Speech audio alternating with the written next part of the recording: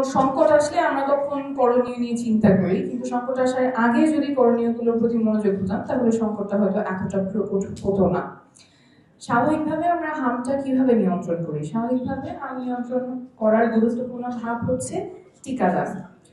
About 95% যখন টিকার হার হয় তখন হামটা নিয়ন্ত্রণে থাকে, কমিউনিটি সুরক্ষিত থাকে। অর্থাৎ 100 জনের মধ্যে 95 জন, অন্তত 95 জনের টিকা দেয়া থাকতে হবে।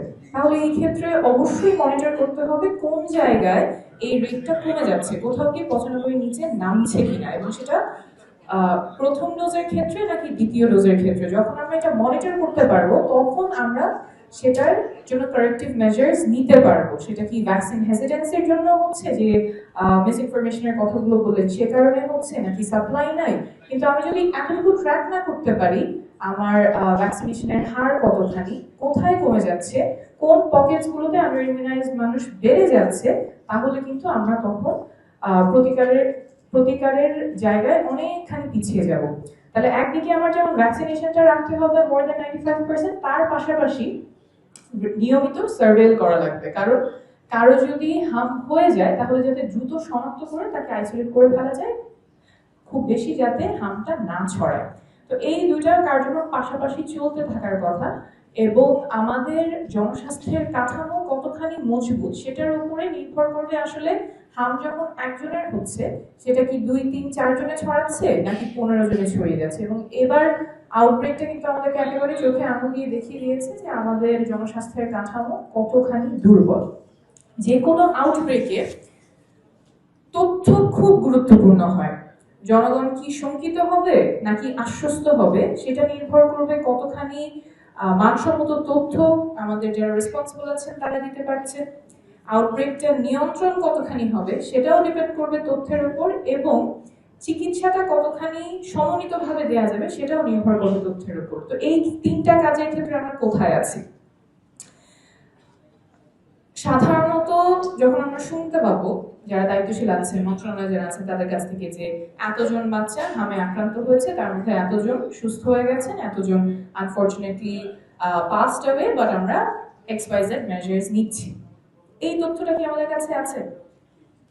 এই কয়েকদিন আগেই আমি দেখলাম স্বাস্থ্য মন্ত্রণালয়ের একটা প্রেস কনফারেন্সে রিপোর্টাররা খুব সাধারণ একটা প্রশ্ন করেছেন যে কতজন বাচ্চা এখন পর্যন্ত মারা গেছে, সেটার সুনির্দিষ্ট তথ্য নাই। এখন যদি জিজ্ঞেস করি বা কোনো ওয়েবসাইটে, যে সরকারি ওয়েবসাইটে এই বেসিক ইনফরমেশনটা কি আছে?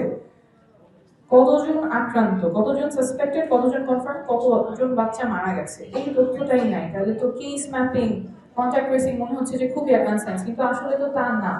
তো একদিকে তিনটা কাজের জন্য আমার তথ্য প্রয়োজন। প্রথমত পাবলিক কমিউনিকেশনের জন্য, আউটব্রেকটা নিয়ন্ত্রণ করার জন্য, এবং চিকিৎসাটা সমন্বয় করার জন্য।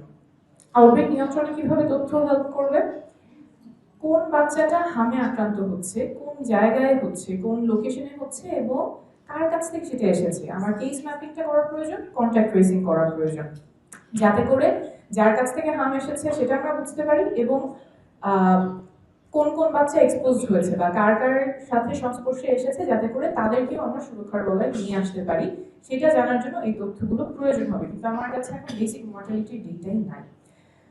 ট্রিটমেন্টের জন্য প্রয়োজন তথ্য, কারণ কোন বয়সের বাচ্চাদের হাম হচ্ছে, তারা কি টিকা পেয়েছে কি পায়নি, প্রথম ডোজ পেয়েছে না দ্বিতীয় ডোজ পেয়েছে, বয়স হয়েছে কিনা, কমপ্লিকেশনস এর হার কেমন, কোন কোন জটিলতা হচ্ছে, সেগুলো জানার প্রয়োজন হবে।